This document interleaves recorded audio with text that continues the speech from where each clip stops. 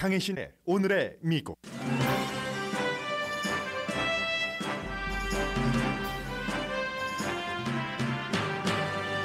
(9월 20일부터) 모든 미국인을 대상으로 한 추가 백신 접종이 시작됩니다. 프란치스코 교황도 백신 접종은 사랑이라면서 백신 접종을 가톨릭 신자들에게 권고하고 있습니다. LA 카운티는 10,000명 이상 모이는 야외 이벤트에서는 마스크 착용 의무화를 하도록 결정했습니다. 마스크 착용 반대에 앞장서온 텍사스 주지사가 바이러스 양성 판정을 받았는데 양성 판정을 받기 하루 전날 그는 공화당 모임에 참석했습니다. 7월에 소매 판매가 전문가 예상보다 거의 4배 이상 하락했습니다. 그러나 단순히 델타 바이러스 때문에 소비가 위축됐다고 해석하기에는 무리가 있습니다. 아마존이 월마트를 제치고 중국 밖에서 가장 큰 소매업체가 됐습니다. 온라인 미래가 이미 우리 앞에 있는 현실입니다. 연방준비제도 의장이 미국 경제는 팬데믹 이전으로 돌아가지 않을 것이라고 예측했습니다. 아프가니스탄 사태에 대해 콘돌리자 라이스 전 국무장관이 아프가니스탄에 한국처럼 오래오래 미군 주둔을 시키는 게 최선이라고 주장했습니다. 아프가니스탄 대통령은 돈을 많이 가지고 도망친 것으로 알려졌습니다. 캘리포니아주 프레즈노에 모여 사는 아프가니스탄계 미국인들의 침통함은 사진으로만 봐도 그대로 느껴집니다. 미국 최초의 동성애자 장관인 핏 브리저즈 교통부 장관이 그의 남편인 파트너와 아빠가 됩니다. 여러분 안녕하십니까? 오늘의 미국 강혜신입니다. 이 방송을 하다 보면은 아침에 이제 오늘 어떤 것을 여러분들께 제일 먼저 방송을 해드리나 선택을 하는 데 있어서 의도적으로 오늘은 좀 이게 아니라 다른 이슈를 하고 생각할 때가 있거든요. 그렇게 한 것이 오늘 아프가니스탄을 사실은 그 중요한 내용이 많이 있는데도 뒤로 미뤘습니다. 그리고 경제 뉴스를 먼저 전해드려야지 되겠다 하고 있는데 거의 오늘의 미국 시작되기 불과 얼마 전에 백악관의 이 코로나 바이러스 태스크포스에서 직접 그 발표를 했습니다. 9월 20일로 날짜를 잡았습니다.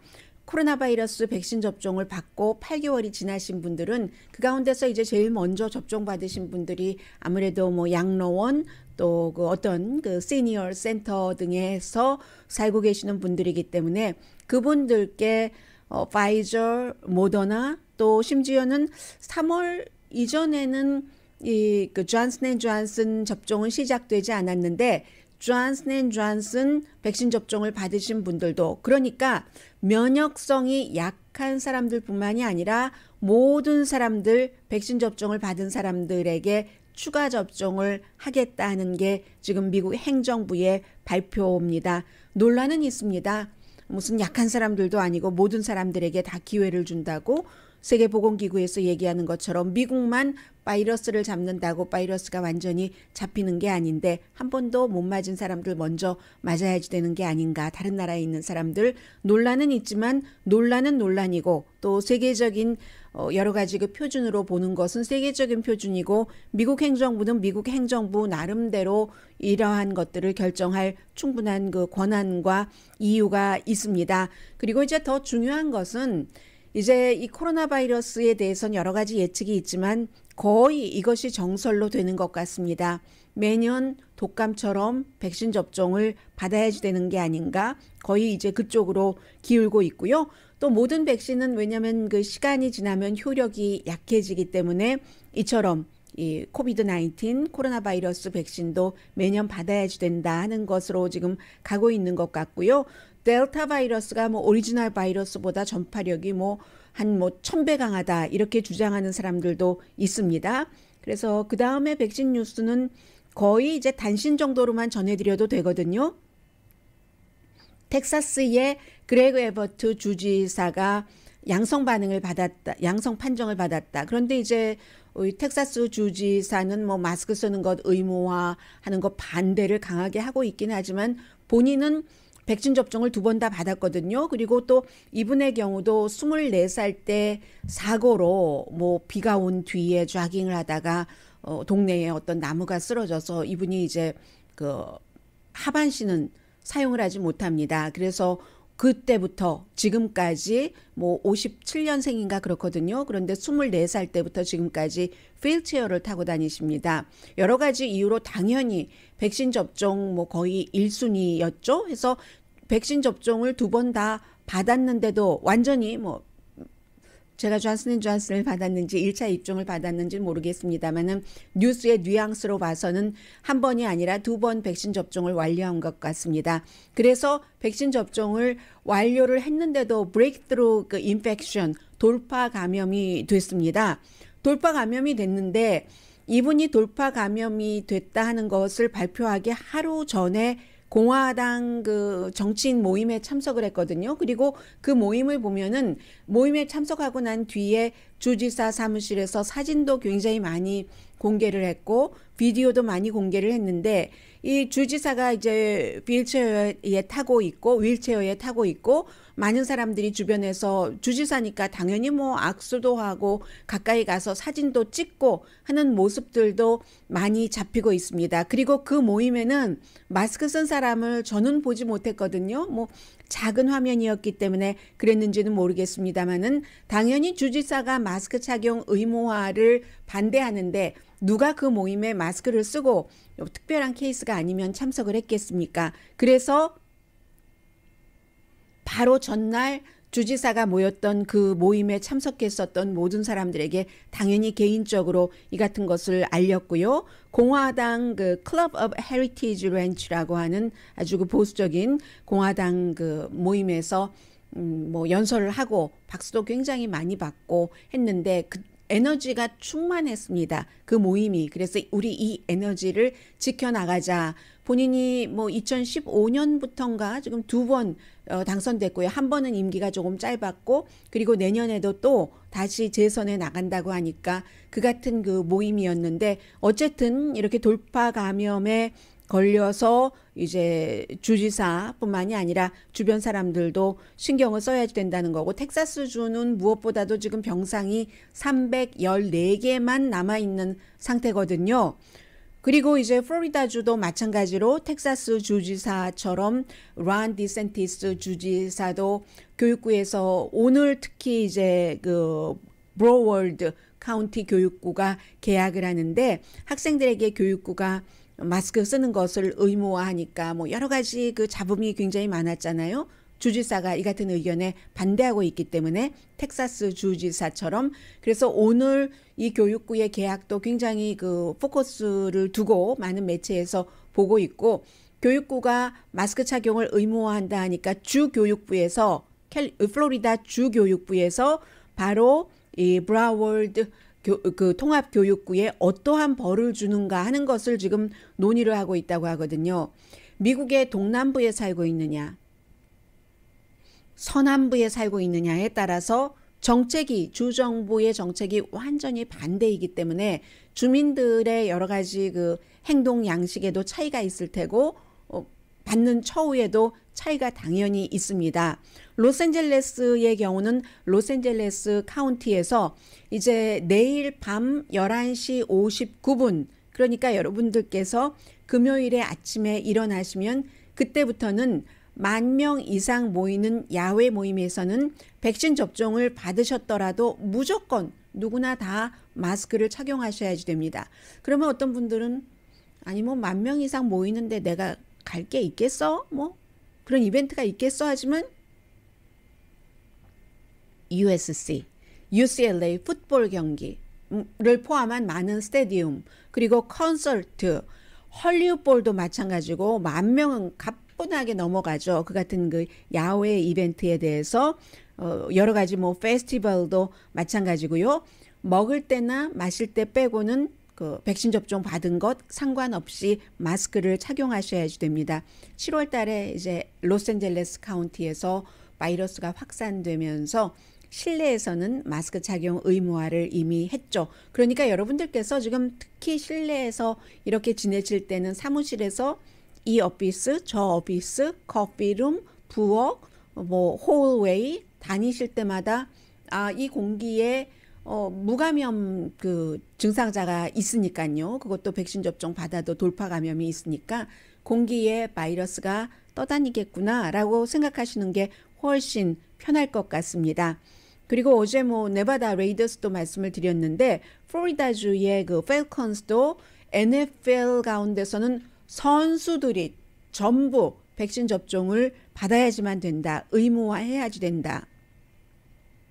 하는 발표를 했고요. 레이더스 경우는 선수가 아니라 관중들이었잖아요.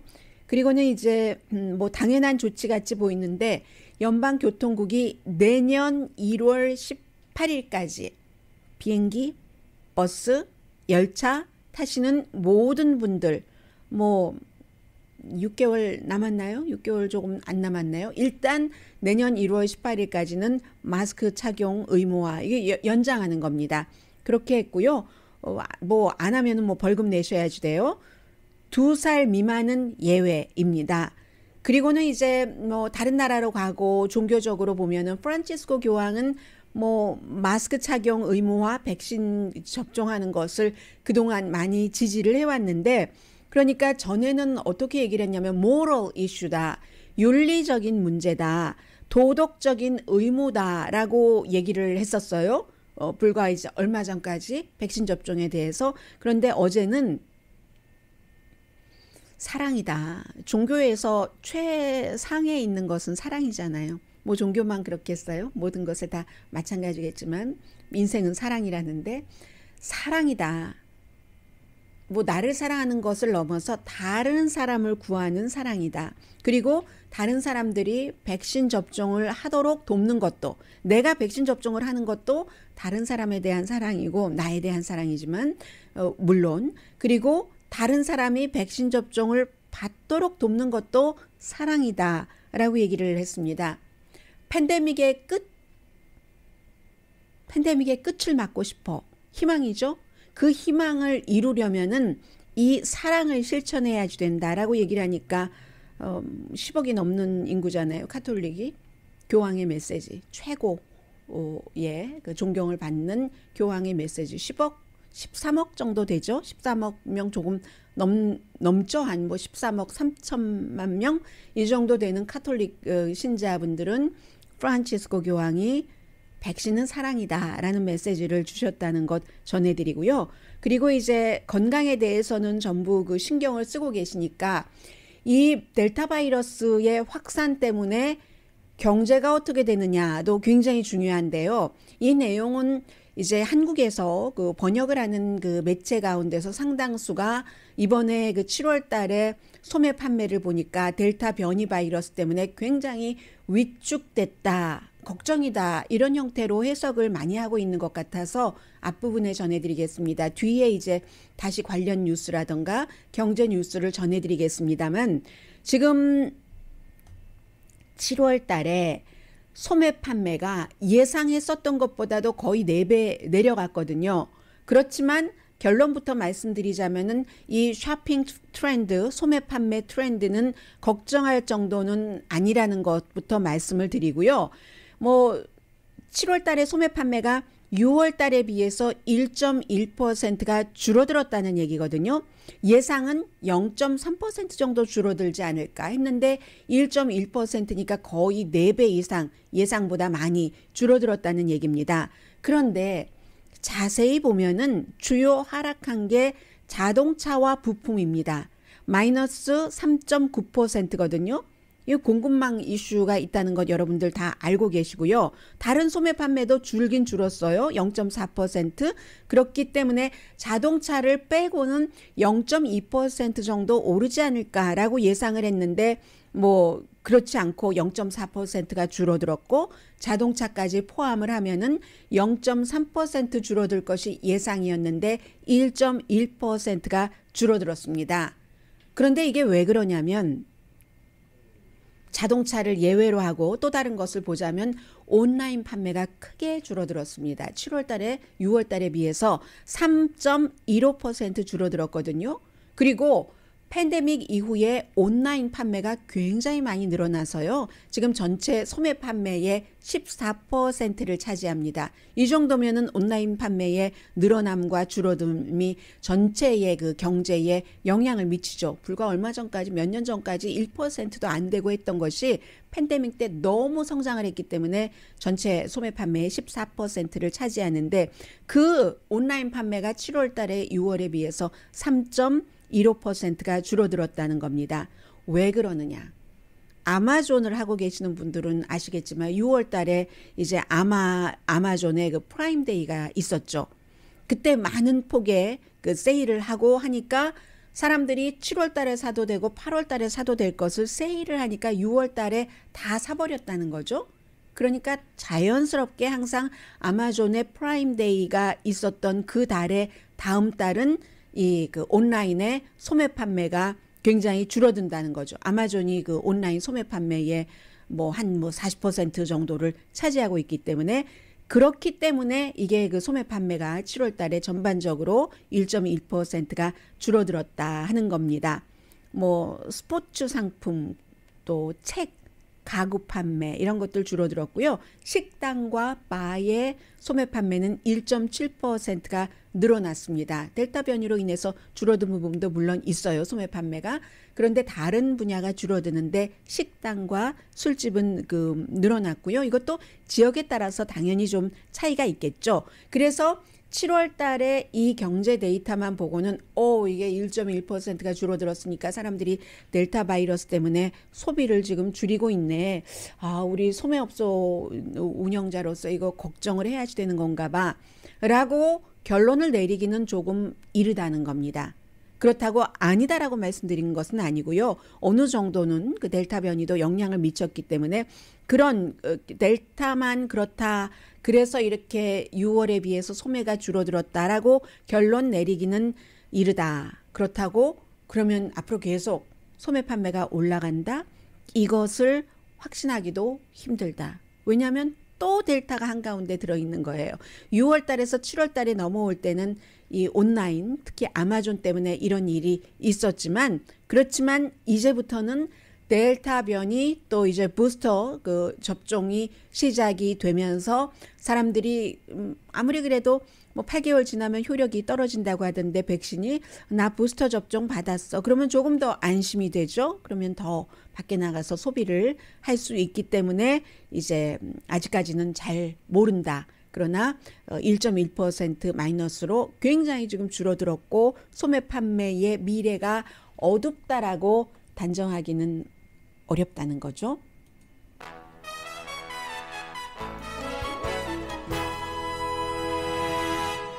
잠시 뒤에는 저는 개인적으로 인터레스팅한 부분이 많았고요. 왜냐하면 뉴스를 하는 사람이 인터레스팅하다 하고 말씀드릴 때는 꼭 가볍게 말씀드리는 것도 아니고 너무나도 무겁게 말씀드리는 것도 아니고 모든 사람들에게 공통적으로 인생, 산다는 것에 대한 생각을 좀 하게 한다는 얘기도 되거든요. 그리고 더군다나 거기에 공통적인 관심이 포함이 된다면 한국이 포함이 된다면 더한 거죠.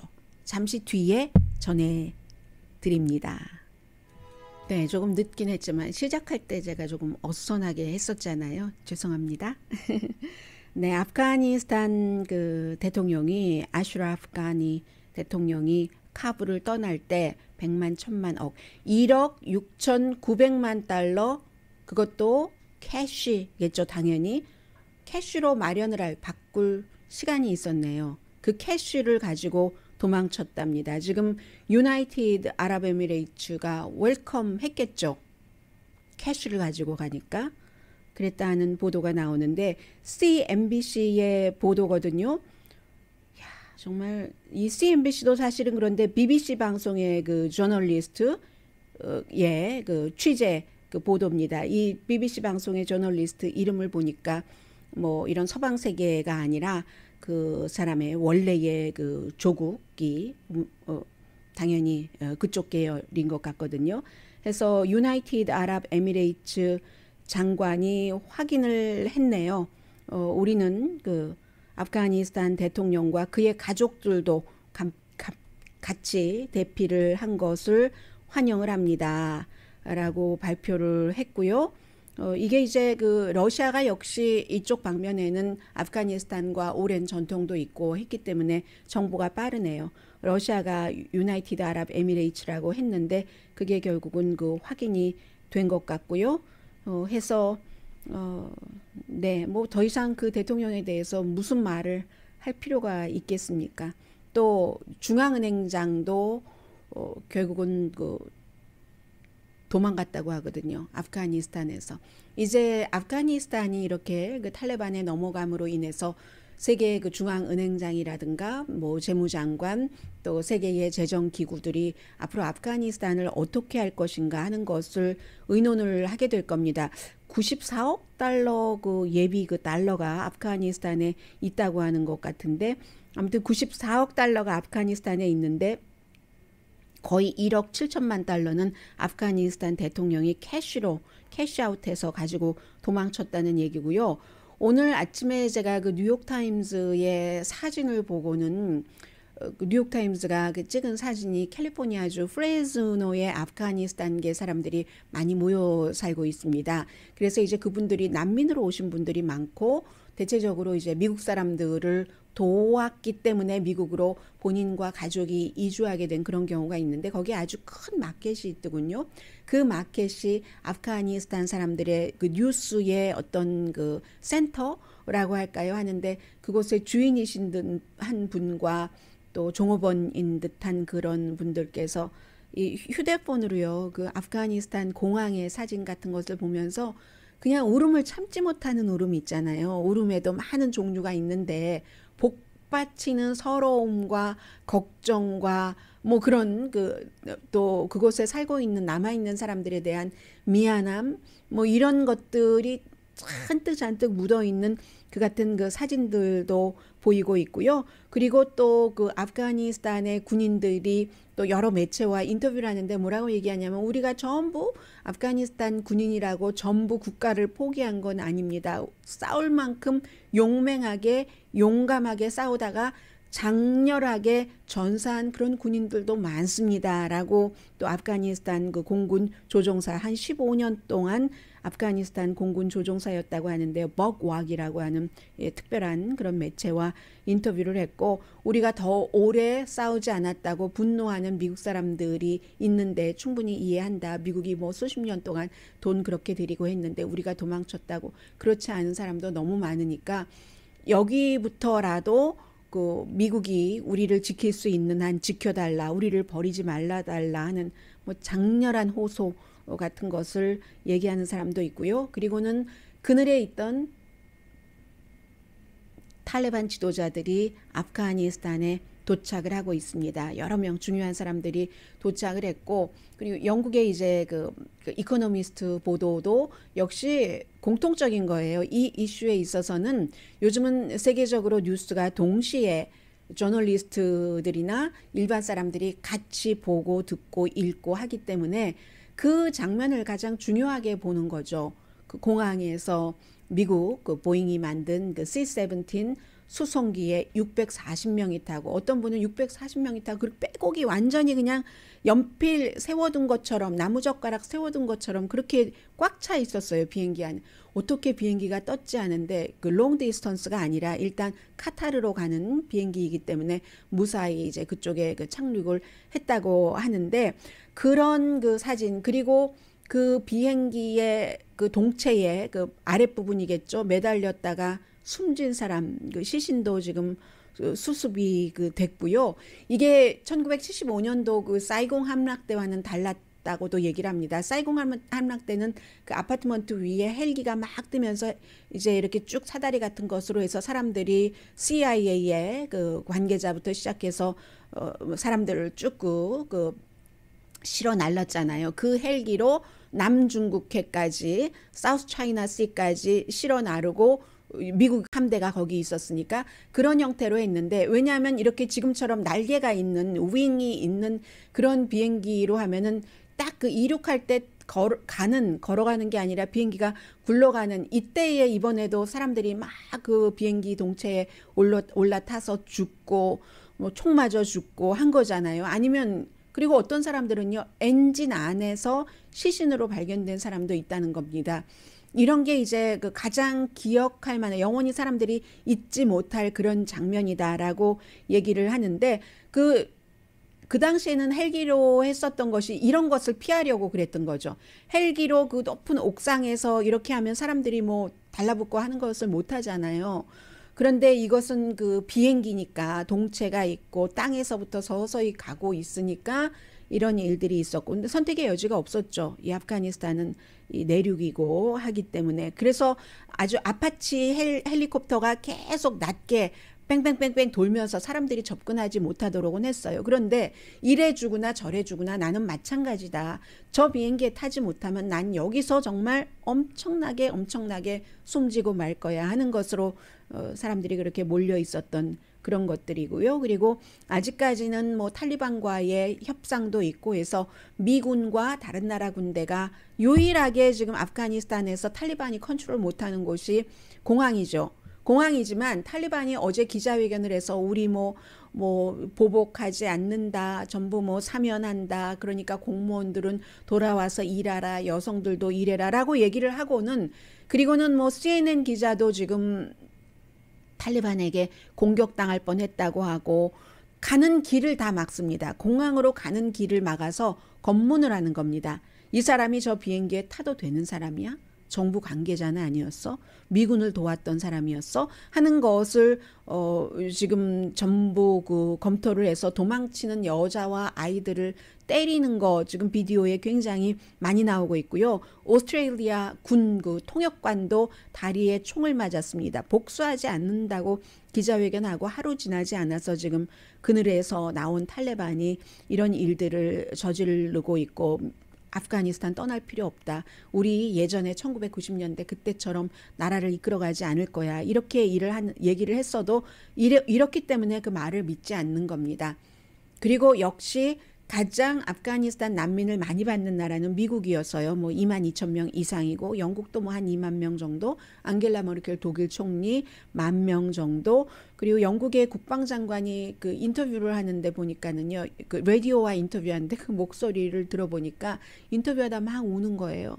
거기서 빠져나오지 못하고 탈리반으로부터 고통을 받아야지 되는 그런 사람들을 얘기를 하면서, 결국은 아프가니스탄은 40년 동안 뭐 미국이 들어가고 나서도 그 이전에도 내전을 겪고 했는데 난민도 굉장히 많아요. 수백만 명 되겠죠. 뭐 이란으로 많이 갔고, 왜냐하면 특히 이제 시아파 같은 경우는 탈리반이 시아파 싫어하니까 이란이 그 시아파 우리 인구를 늘리겠다 해서 받아들이고 있고, 파키스탄에도 뭐 한 140만 명 가고, 이란에 공식적으로 한 80만 명 게다 대고 한 200만 명 정도는 공식이 아니고 비공식으로 이제 그냥 무단 들어가서 무단으로 주거하고 있는 거죠. 그런 형태로 또다시 나라가 있는데도 나라가 없는 그런 그 국민들의 슬픔을 겪게 되는 거죠. 지금 이 아프가니스탄은 그렇게 돼 있고, 오늘 제가 소개해 드리려고 했었던 것은 콘도리자 라이스 전 국무장관, 또 국가안보보좌관의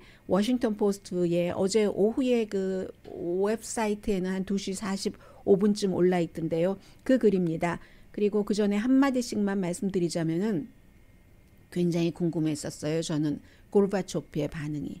그리고 아프가니스탄 전쟁을 시작한 아들 부시의 반응이. 고르바초프 전 그 구소련 대통령은 지금 90세인데 아프가니스탄에서 소련군을 철수시킨 사람이죠. 1989년도에. 그렇기 때문에 무슨 말을 하는가 궁금했는데 별 말은 없었습니다. 단지 미국과 나토군은 처음부터 이건 실패한 거다. 아프가니스탄 모르면서 들어갔으니까. 그래도 그나마 구소련은 나오고 나서도 3년은 아프가니스탄 정부가 버텼었는데 나중에 이제 구소련이 그 무너지면서 아프가니스탄을 지원하지 못하니까 아무튼 3년을 버텼는데 이번은 뭐 카불이 함락되는데 하루 걸렸잖아요. 하루. 그러니까 처음부터 잘못된 것이다 하는 것이고, 아들 부시 대통령은 7월 달에 이미 이건 그 미군 철군 결정은 이건 정말 잘못된 것이야 라고 얘기를 했었죠. 얘기를 했는데 그랬는데 이번에 이제 이러이러한 일이 있은 뒤에 뭐 여러 가지 좋은 말을 합니다. 아프가니스탄 인구의 65%가 25살 미만이니까 거기에 희망을 걸고 아프가니스탄도 미국이 그런 것처럼 굉장히 탄성이 있는 국가이길 바란다. 별말 없죠? 그리고 콘돌리자 라이스 국가안보보좌관 국무장관도 했고 지금은 후보 인스티튜션의 소장으로 있는데 아프가니스탄 사람들이 탈레반을 선택하지 않았는데 아프가니스탄 사람들은 탈레반에 대항해서 싸웠었고 미군과 함께 우리와 함께 싸웠고 우리와 함께 죽어갔다. 숨진 사람은 미군 병사 2천 몇백 명이지만 아프가니스탄 사람들이 훨씬 많죠. 그래서 아프가니스탄 사람들만 비난하는 것은 부당하다. 공화당의 전 국무장관, 국가안보보좌관으로서 현재 민주당의 조 바이든 대통령을 비난하는 겁니다. 조 바이든 대통령이 아프가니스탄 대통령도 도망가고 군인도 나라를 지키지 않는데 미국이 언제까지 돈을 쓰면서 그곳에 계속 머물러야지 되는가. 결과가 뻔해 보이는데 이렇게 말한 것을 비난하는 겁니다. 아프가니스탄 사람들 최선을 다했다 하면서 20년이 너무 길기 때문에 지금 나온다고 하는데 그게 길다고? No way 라고 얘기하고 한국을 얘기를 하고 있습니다. 아프가니스탄은 7세기 동안 탈리반의 그 샤리아법, 그 혹독한 법, 그 룰로 운영됐던 나라인데 30년 이상 내전을 겪은 그 국가를 20년 만에 완전히 편안하게 민주주의로 한다고? 그 말이 안 되지. 그게 안 된다는 것을 이해하려면 한국을 봐야지 된다고 얘기를 합니다. 기술적으로 가장 긴 전쟁은 미국에 있어서 아프가니스탄 전쟁이 아니라 한국전이다. 아직도 휴전 상태니까 승리하지 않았고 미군이 투입됐었지만 이후 한국은 휴전 이후에 민주주의를 이루는데 수십 년 걸렸다. 지금 70년이 됐지만 휴전한 지 2만 8천 명 이상의 미군이 주도하지 않는가. 그리고 굉장히 세련된 한국군, 막강한 한국군이지만 한국군만으로는 콘돌리자 라이스 전 국무장관의 말입니다. 북한군을 이길 수가 없다. 그렇기 때문에 미군이 한국에 지금 주둔하는 것이다. 워싱턴과 한국이 협력을 해야만 노스코리아를 이길 수 있기 때문에 미군이 70년 동안 그곳에 2만 8천 명이 주둔하고 있는 거다. 좀 줄어들긴 했지만 그로 인해서 한국과 서울과 워싱턴은 굉장히 강한 동맹을 맺어서 인도 태평양 시대에 더 강한 동맹국이 될 수 있는 것 아닌가. 물론 아프가니스탄이 한국은 아니지만 이 같은 전략을 아프가니스탄에 적용하지 못한다고 누가 말하랴. 그곳에 일정 수준의 미군을 주둔시키면서 공항을 이제 관리하고 정보를 관리하고 충분히 그래도 되는 것이었다. 이미 끝난 일이지만 콘돌리자 라이스 국무장관은 오늘 워싱턴 포스트를 신문으로 읽으시는 분이라면 이 오피니언을 읽으시게 될 겁니다. 그래서 저는 이제 코리안 아메리칸들은 주한미군을 철군해 바이든 대통령은 주한미군 줄일 생각이 없다고 발표를 계속 하고 있습니다만 그런 부분에 대해서 아프가니스탄은 아프가니스탄이고 한국은 한국이니까 어쨌든 이런 부분 한국의 그 미군 주둔에 대해서 미국에서는 계속 주둔해야 된다는 시각이 굉장히 많은 거죠. 제임스 마티스 트럼프 시대의 전 국무장관처럼 그런 게 있고요. 그러나 여기에 반대하는 사람도 있습니다. 민주당으로 데니엘 실버버그라는 분인데 이분은 그 스탠리 호여의 국가안보보좌관을 최근에 그만뒀거든요. 이 스탠리 호여가 메릴랜드가 그 지역구인 20년 20선 한 그 연방 하원 의원인데 비용은 누가 될 건데 그러니까 여전히 보세요. 아프가니스탄과 한국은 달라서 한국은 70년 동안 미군이 주둔을 했고 그것이 잘 돼 있고 한국군이 세련돼도 북한군을 한국군만으로는 막을 수 없기 때문에 미군이 주둔해야지 된다. 계속 이렇게 주장하고 있는 측이 있는가 하면은 지금 민주당인데도 데니엘 실버버그라는 사람은 비용은 그러면 어떻게 할 건데 계속 주구장창 그렇게 하려면 그래서 여전히 이 부분에도 퀘스천 마크가 남아있는 것이고 결국은 똑같은 거예요. 국가는 그 나라가 혼자서 그 국가를 지킬 수 있는 것이 참 진짜 안보다 하는 거죠. 잠시 뒤에 경제 뉴스 전합니다.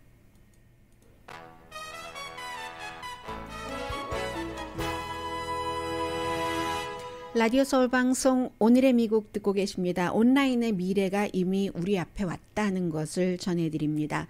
아마존이 월마트보다 지난 12개월 동안 판매 액수가 더 컸습니다. 그러면 이커머스가 우리가 걸어서 들어가는 일반 스토어를 넘어섰다는 얘기가 되거든요. 중국 밖에서는요. 왜냐하면 알리바바가 있기 때문에 피지컬 스토어 프론트는 이커머스가 완전히 그냥 덮어버린 겁니다. 6월 말까지의 6월 달부터 6월 달까지 1년 동안에 이제 이 월스트리트 저널이 보도를 했는데 리서치 회사 팩트셋이라는 데서 계산을 했대요. 아마존에서 사람들이 소비한 게 6,100억 달러. 그리고 7월에서 7월까지 월마트에서는 5,660억 아니죠. 10억 100억 1,000억 5,660억 달러. 그러니까 훨씬 적잖아요. 아마존에서 그 사람들이 소비한 돈이 더 많은 겁니다. 아마존이나 이 월마트는 중국 시장은 점령을 못했기 때문에 중국을 빼고 세계에서 그렇다는 얘기고요. 월마트가 그동안 이제 아마존이 굉장히 커지기 시작하면서 물건을 굉장히 싸게 많이 해서 다른 경쟁자들은 물리쳤는데 아마존은 이기지 못한 거죠. 아마존의 이 배달이 너무 매력적이기 때문에 하루나 이틀이 되면은 배달이 오니까 한번 사는 사람은 계속 아마존을 통해서 사는 거죠. 값이 조금 비싸다 하더라도 그 덕분에 이제 제프 베조스도 세계 최고의 부자가 되고 해서 역사의 순간이 올해 이루어졌다는 얘기입니다. 월마트가 올해 이 세계 최고의 소매업소 자리를 했는데 이제 모델 자체도 온라인으로 바뀐 거잖아요. 이 블릭 앤 모탈 시멘트하고 이 벽돌 이 가게에서 이커머스로 온라인으로 바뀐 거죠. 모든 게 다 끝이 있다는 것을 보여주면서 새로운 시작을 보여주는 겁니다. 온라인으로 갈 것이다 하는 것을 예측한 사람은 많지만 팬데믹이 그 가는 기간을 굉장히 당겨준 거죠. 월마트도 물론 팬데믹 기간 중에 판매가 증가했지만 딜리버리 해주니까요. 아마존에 견줄 수가 없는 겁니다. 아마존이 새로운 창고 직원 한 50만 명 지난 1년 사이에 늘렸잖아요. 해서 지금 아마존이 직원이 130만 명, 그래도 직원은 월마트가 더 많습니다. 160만 명 정도 되는데 이것도 이제 곧 이제 아마존이 이길 수 있겠죠. 그런데 이제 항상 아마존뿐만이 아니라 최고까지 가기까지는 불만을 많이 받아요. 아마존도 그렇고 월마트도 마찬가지였었고 직원들 돈은 그만큼밖에 안 주고 하면서 월마트가 성장 기간에 겪었던 그 모든 일들을 지금 아마존이 다 겪고 있어서 아마존은 아주 덩치 큰 나쁜 늑대다 뭐 이렇게 얘기하는 책들이 많이 있죠. 이게 이제 모든 회사들이 다 그랬어요. 지난 100년 동안을 보면은 제가 지금 어디를 인용을 해서 전해드리냐면은요. 거의 모든 매체가 보도를 했으니까 경제 뉴스는 해서 저는 뉴욕타임즈를 기반으로 해서 전해드리고 있고요.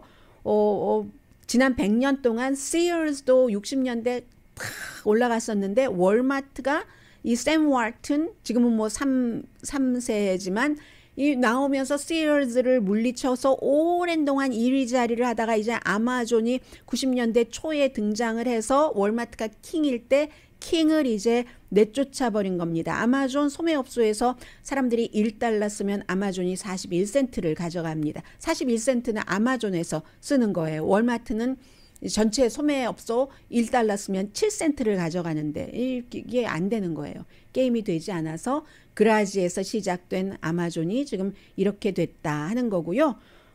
시간이 없어서 일단 광고 조금 들으셔야겠는데요.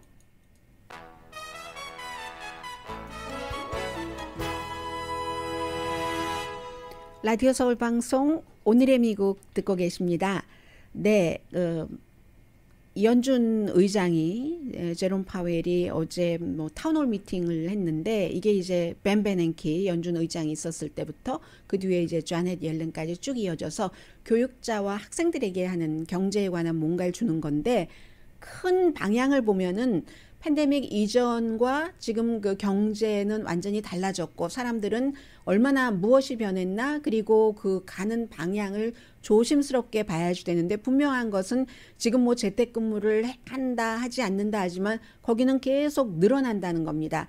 테크놀로지에 대한 투자가 많아져야지 되죠. 그럼 테크놀로지를 관리할 사람이 필요하고 그것은 자동화를 의미하고 그러면 사람들이 또 일자리를 잃어버리게 되는 사람도 생기고 그때 정책이 그 일자리를 잃어버렸을 때 이 사람들을 새로 훈련을 시켜서 어느 새로운 곳에 넣느냐 이것이라는 거죠. 그게 경기를 회복하려면 무조건 사람들이 일자리를 잃어버렸는데 가만히 보고만 있어서는 안 된다는 거고요.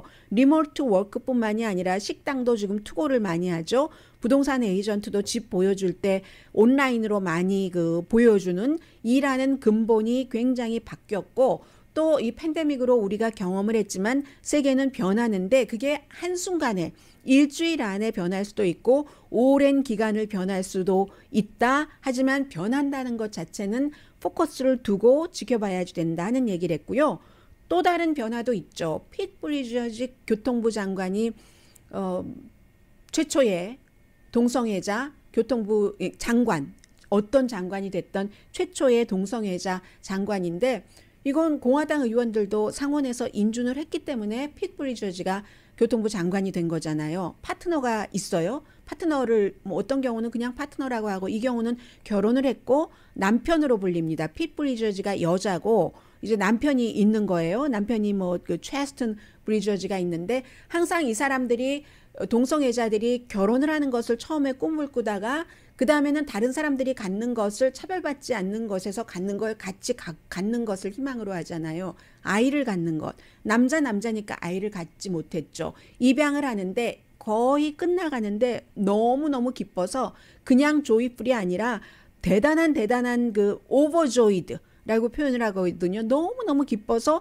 우리가 이제 곧 우리 입양 과정이 끝난다라고 말을 공개적으로 할 수밖에 없었다. 그 정도로 기쁘다는 얘기예요. 그러면서 나중에 우리 아이에게 너를 우리가 우리 아이로 하기 위해서 얼마나 힘들었는지 알아? 얼마나 고생했는 줄 알아? 그렇기 때문에 너는 우리에게 얼마나 소중한 사람인 줄 알아? 사랑하는 사람인 줄 알아? 이런 얘기를 해주고 싶다는 거죠. 이렇게 변하는 겁니다. 세상은. 기적도 있어요. 텍사스주에서 28살 학생이 하이스쿨 풋볼 선수였는데 결국은 뭐 티피컬한 부상에서 왼쪽이 마비됐거든요. 그런데 졸업식 때 부모들에게 놀라운 일을 볼 것이다 하고 여러 가지 테크니컬 도움, 보이스카우트 도움 받아서 걸어서 졸업식장에 올라갔다는 것 아니에요. 아주 해피했겠죠? 강혜신이었습니다.